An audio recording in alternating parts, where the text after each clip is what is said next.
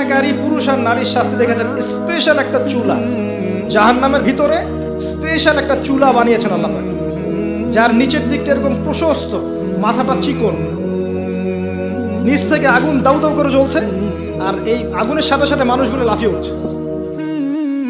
আগুন নিচে নেমে যাচ্ছে, মানুষগুলো নিচে নেমে যাচ্ছে, আবার দাউ দাউ করে আগুন, আবার মানুষগুলো উপরে উঠছে।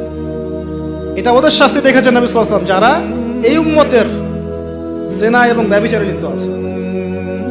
আর আপনাকে আমি বলে রাখি, শুধু সেক্সুয়াল সম্পর্কটাই জেনা না, বরং ওই যে আপনি কথা বলছেন, ওই যে কফি খাচ্ছেন, হাতে স্পর্শ করছেন, চুল ধরছেন, জড়িয়ে ধরছেন, প্রেমপত্র লিখছেন, সবই জেনা টোটালি।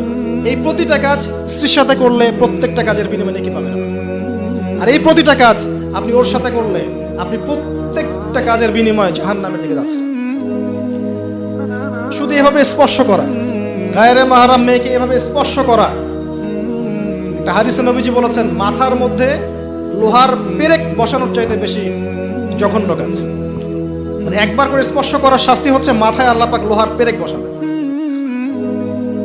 আর বিবাহিত, এটা তো বললাম অবিবাহিত জেনারেশন, যাদের মধ্যে আবেগটা বেশি থাকে।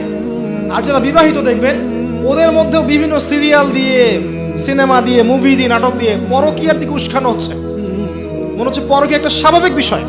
আর এখন ম্যাক্সিমাম পরিবারের মধ্যে পরকীয়া ঢুকে গেছে। দেখবেন স্বামী জানেই না স্ত্রী পরকীয়া করছে, স্ত্রীও জানে না স্বামীর কয়টার সাথে অ্যাফেয়ার। হ্যাঁ, এবং এগুলো করলে কেউ খারাপ বলবে না আবার।